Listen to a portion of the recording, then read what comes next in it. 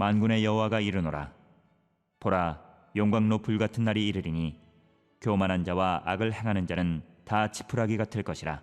그 이르는 날에 그들을 살라 그 뿌리와 가지를 남기지 아니할 것이로되.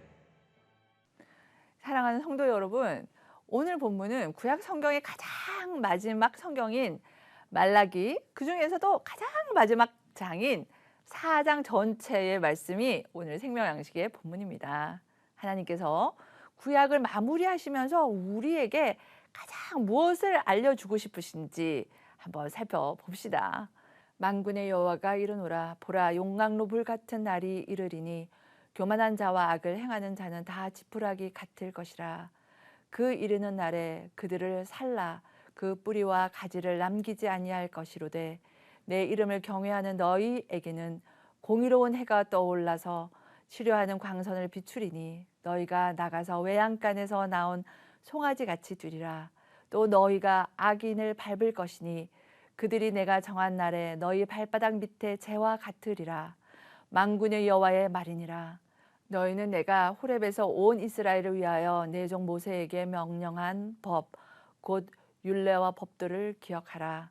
보라, 여호와의 크고 두려운 날이 이르기 전에 내가 선지자 엘리야를 너희에게 보내리니 그가 아버지의 마음을 자녀에게로 돌이키게 하고 자녀들의 마음을 그들의 아버지에게로 돌이키게 하리라. 돌이키지 아니하면 두렵건대 내가 와서 저주로 그 땅을 칠까 하노라 하시니라. 하나님의 정한 때에 일어날 일들에 대한 예언입니다. 하나님께서 하실 것 3가지와 또 우리가 해야 될 2가지가 본문에서 알려주고 있습니다.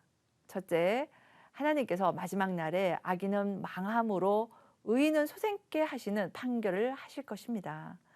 용광로의 뜨거운 불과 같은 최후의 심판의 날은 그 누구도 피할 길이 없습니다. 교만한 자와 악한 자는 말라버린 가지처럼 불쑤시개로 다 소실될 것입니다. 시편 1편 4절에서 5절의 말씀처럼 악인은 그렇지 아니하며 오직 바람에 나는 겨와 같도다. 그러므로 악인들은 심판을 견디지 못하며 죄인들이 의인들의 모임에 들지 못하리로다. 예, 판단 결과 악인이 망하는 결론이 나게 됩니다. 어떻게 악한 것이 회생될 가능성이 정말 없어 보이는 제로의 상태입니다. 왜냐하면 뿌리까지 깡그리 살라버려서 찾으려 하여도 찾을 수 없게 하실 것이기 때문입니다. 둘째로 하나님께서 마지막 날에 여호와의 이름을 경외하는 의인에게는 공의로운 해가 떠올라 그 빛으로 말미암아 치료와 회복이 일어날 것이라고 하세요. 온전함으로의 회복입니다. 외양간에 있던 송아지가 햇살이 비춰질 때 일어나서 밖으로 뛰어나가 뛰노는 것 같은 생명력으로 의인들이 살게 될 것입니다. 이 날이 정말 기다려지지 않으십니까? 셋째, 하나님께서는 우리에게 악을 이기는 완전한 승리를 주실 것입니다. 악인은 여호와를 경외하는 의인 앞에서 발바닥의 재와 같이 아무런 가치도 없고 힘도 없고 덧없는 것이 되어 버릴 것입니다. 이 완전한 승리를 우리로 보게 하십니다. 언제 그렇게 될까요? 3절에서 내가 정한 날에 라고 하십니다. 그렇습니다. 역사의 주관자이신 하나님께서 정한 때에 일하실 것입니다. 이것이 소망입니다. 왜냐하면요, 사람의 힘과 권세, 군사력이나 경제력, 인간의 노력과 전략이 승리를 주는 것이 아니기 때문입니다. 우리가 하나님만 경외하면 악의 처리는 하나님의 손안에, 하나님의 시간에 되어지는 것입니다. 이 말씀을 하시니가 모든 하늘과 땅의 권세를 가지신 만군의 여호와이십니다. 눈물 골짜기를 지나는 것 같고 수치와 어려움 속에 기도의 목소리를 내기도 힘드십니까? 믿음의 주요 또 온전케 하시는 이인 예수를 바라보자. 그는 그 앞에 있는 기쁨을 위하여 십자가를 참으사 부끄러움을 개의치 아니하시더니 하나님의 보좌 우편에 앉으셨느니라. 주님께서 먼저 가신 걸음이 우리에게 길이 되어 주십니다. 그리고 오늘의 말씀이 힘이요 능력이 됩니다. 만군의 여호와께서 지금도 우리를 위해 대신 싸우고 계십니다.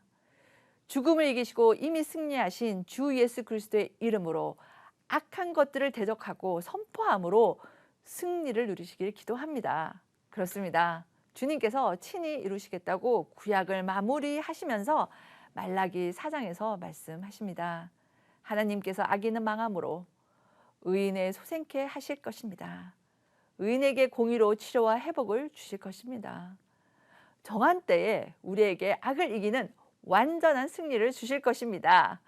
아멘입니다. 그렇다면 이제 우리는 어떻게 하면 될까요? 본문은 두 가지로 말씀하십니다. 첫째, 하나님의 언약의 말씀을 기억하라 하세요. 모세를 통해 이스라엘 전체와 나는 너의 하나님이 되고 너희는 내 백성이 되리라는 언약의 맹세가 기록되어 있죠. 그것이 이제 우리에게 신구약 말씀으로 이 언약의 말씀을 잊지 말라고 하세요. 말씀을 잊지 않기 위해 우리가 통독도 해야 되고 큐티도 하고 생명 양식도 이렇게 보고 필사도 하고 설교 말씀을 묵상도 하고 늘 말씀을 곁에 두어야 합니다. 멋진 카페와 여행지를 기록하고 들여다보고 자랑하고 자녀의 사진과 또한 손주, 소녀의 사진을 열심히 저장하여서 두고 주변에 보여주면서 좋아하는 것처럼 주의 말씀을 그렇게 좋아하고 우리가 기억해야 합니다. 그래야 하나님과 우리가 어떤 사랑의 관계인지를 잊지 않고 딴 길로 가지 않게 됩니다. 두 번째로 세상이 하나님께로 돌이키도록 알리는 삶을 살라고 하십니다. 본문에서는 하나님께서 심판의 날 전에 선지자 엘리야를 보낸다고 하세요. 이 엘리야는요, 세례 요한이 올 것을 예언하는 말씀이세요. 마태복음 17장 10절에서 13절에서도 예수님께서 세례 요한을 지칭하여 엘리야라 말씀하세요. 하나님의 말씀으로 하나님께로 돌이키도록 외쳤던 엘리야 선지자처럼 회개하라 천국이 가까웠느니라 외쳤던 세례 요한처럼 우리의 삶을 통해 주변의 사람들이 생명의 예수 그리스도께로 돌이키도록 하여야 할 것입니다. 주께로 돌이켜야만 살 길이기 때문입니다.